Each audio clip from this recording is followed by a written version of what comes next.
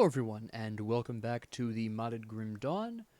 I made the executive decision of going into Necromancer last episode, so we'll see how that works out. But I wanted to talk about something I saw in an article recently, which is basically the headline was like, well, why is Elden Ring so much more popular than, say, the rest of the Soulsborne series? Which is a fair question. Elden Ring, while the Soulsborne series has always been fairly popular, it's been still a relatively specific audience. You know what I mean? It's not a general public game. It has something of a reputation of being for more serious gamers. Unfortunately, this has led to some gatekeeping, which I want to talk about gatekeeping in general for a bit, but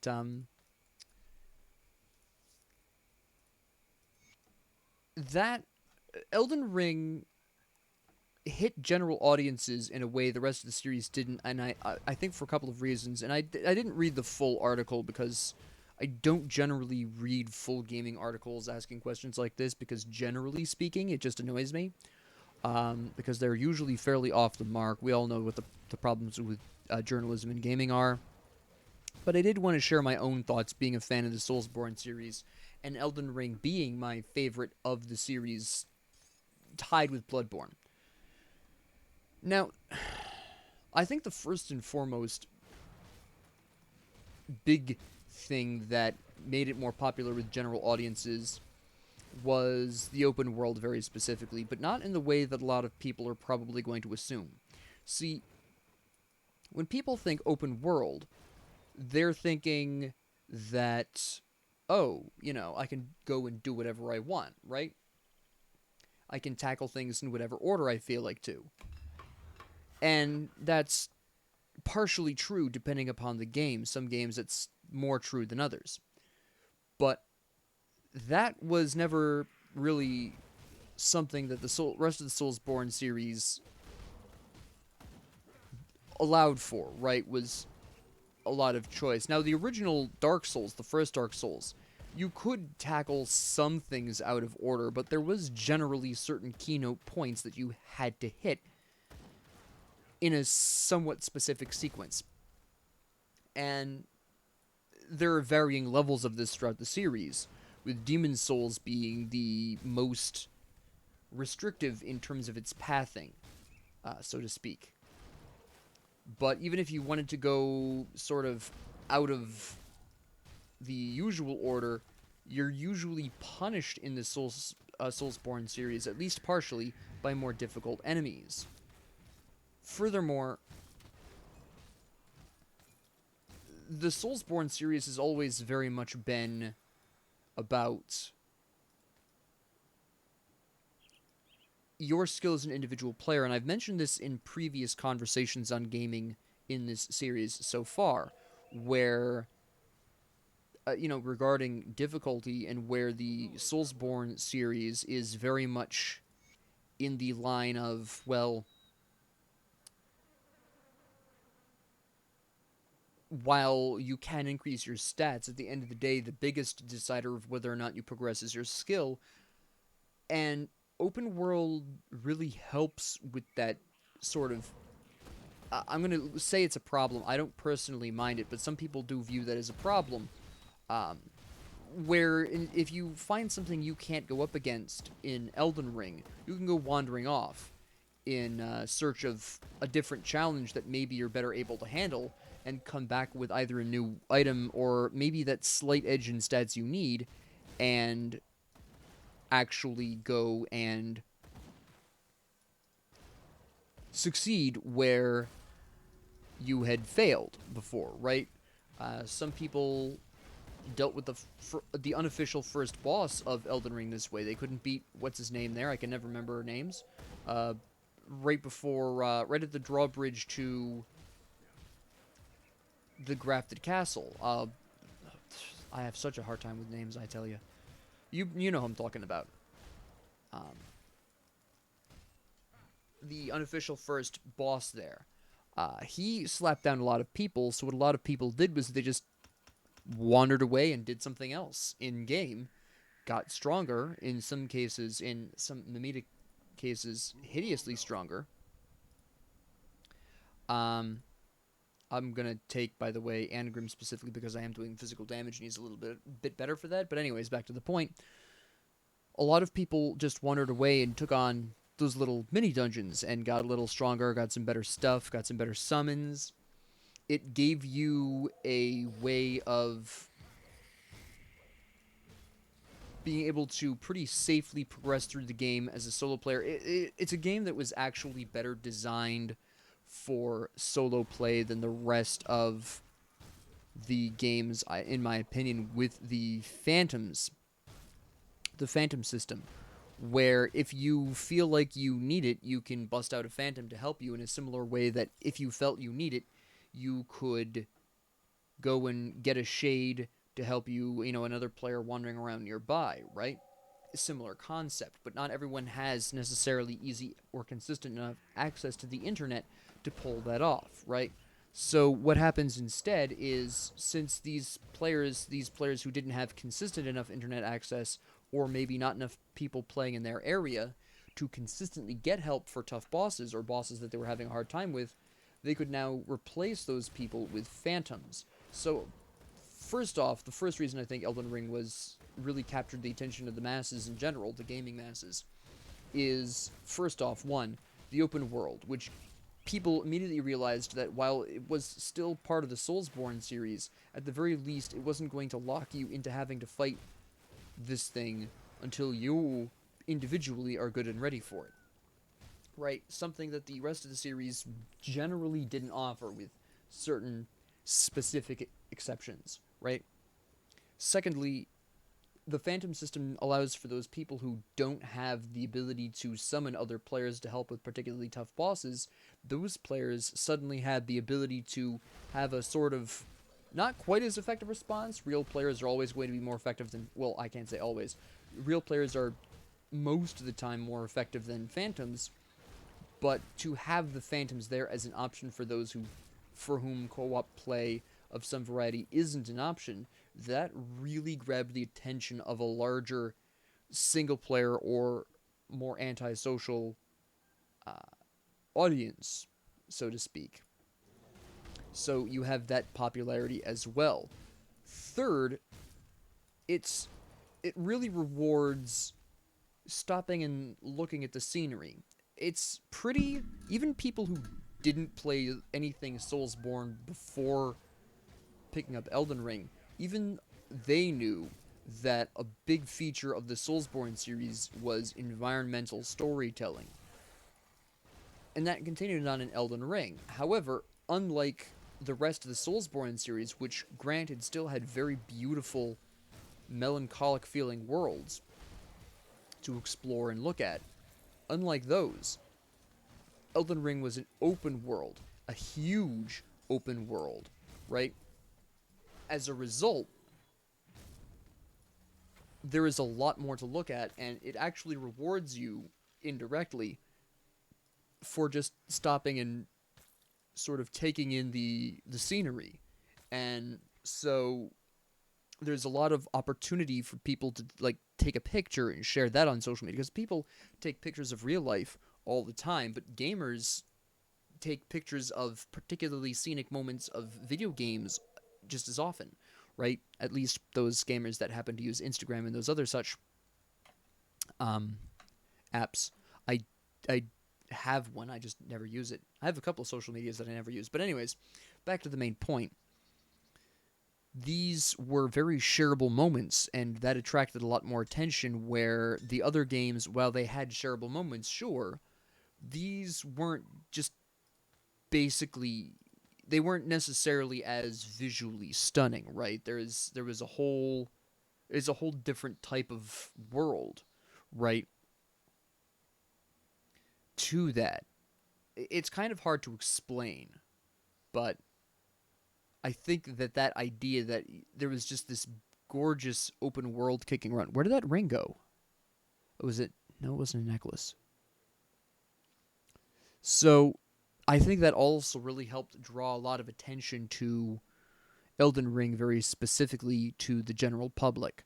Third, and I think this is really key as well, that ring just disappeared off the face of the earth, is it was just a game being sold to people. Now, consider the gaming market as it stands today, right? There's a lot of issues with AAA games nowadays, right?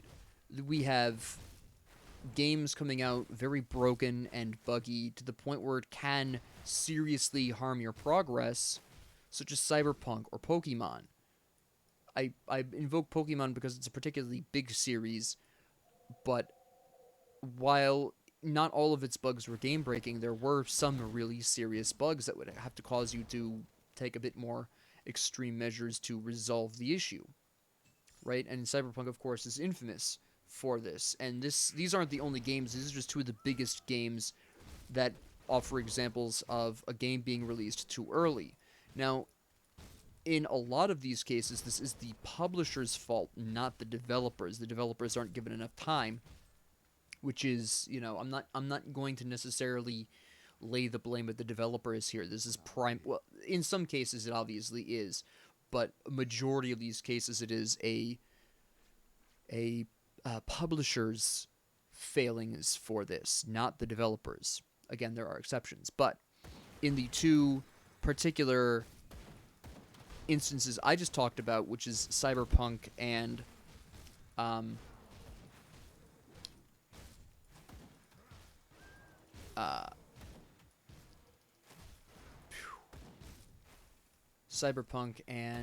Pokemon. Sorry, I had a brain fart.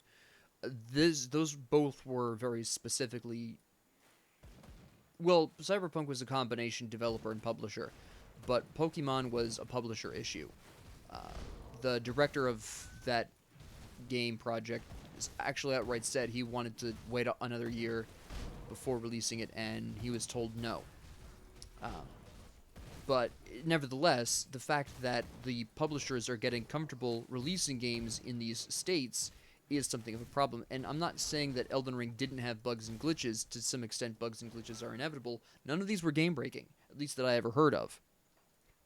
You could, on day one, load up the game and outright 100% the game, day one, no problems. Yeah, sure, there were bugs and glitches, but they were not very many, and they were not to the point where they were going to be primarily. I think there was one game-breaking bug that they fixed the next day, I think, and that was about it. The rest of them have been minor bug fixes if players have discovered this forgotten thing or that forgotten whatever, and it's been dealt with pretty quick. But it's just a complete game that was sold immediately. Additionally, it's not trying to sell you a battle pass. It's not trying to drain money out of you over the extended time period, right, over the long term. Which is how it used to be done. Grim Dawn is a great example of this, where this game, they released it, it was a complete game. The few bugs that existed upon initial release have been resolved through updates. They occasionally update the meta with equipment changes every once in a while, and then that's about it. That they released 3 DLCs, excuse me, that gave you genuinely interesting content, and that's it. They're not trying to sell you a battle pass. They're not trying to sell things for the competitive scene. They're not trying to sell cosmetics. Well, technically, the supporters pack is technically a cosmetic sell, but that's mostly what did they fund this on originally? I can't remember where they funded this from originally, but that was a reward for that was eventually offered up to the public, so that's fine. The point here is that they're not trying to continuously pull money out of you. Same thing with Elden Ring. Whereas a lot of games are trying to do this one way or another. A competitor, I call it a competitor loosely at this point, the Diablo series with the Diablo Immortals just being designed to basically be a money drain. Love it or hate it, it is designed to be that. And there are concerns, and I think rightfully so, that the next Diablo game will have the same problem. Right? Now, it's been said it won't, but that concern exists, and I share that concern myself. So we have that as an example, but take a look at, say, the Call of Duty series, which is switched from just a cool FPS you can play to, oh, well, here's the Battle Pass, here's, a game every year, here's, competitive scene, here, buy some, swag for your in-game character, for your favorite team. They're basically trying to make Call of Duty the equivalent of real-life soccer or football, depending on where you live. Essentially. Right? But through cosmetics, at least for now. And cosmetics are fine if you're into them, but the whole battle pass thing, and Smite is guilty of this as well, but quite frankly, it's a unique enough game with unique enough skins that I'm okay with it there, and to some extent also in other games it is fine, but consider a lot of FPSs which are just changing the skins of your guns. You don't see your character in a lot of them. Fortnite actually is a little bit better about this, because you do actually get to see your character from a third-person perspective, but for Call of Duty, you don't even really get to see your character unless you're doing an execution. So why is it so important that we have the ability to change our character? I don't know. A lot of people take that pretty seriously. I just used to, when I was really big into Call of Duty a couple of years ago, I would just I bought the one skin, the rose skin that everyone hated because it was just all in black for a strategic advantage, and just left it at that, right? I didn't really care what I looked like because I never saw myself. And while I did buy a couple of gun skins, I really didn't go too over the top with it. And it's the same thing with a lot of FPSs. Smite, at least, you can see the skin all the time as well. There's new voice lines. I think it's fantastic. It's totally different. But I will also confess that at the same time I am keenly aware of the fact that Smite is basically trying to do the same thing, and in fact, probably given the chance, would pull the same kind of thing as, say, Call of Duty or Fortnite. I'm not going to sit here and say that high-res is more morally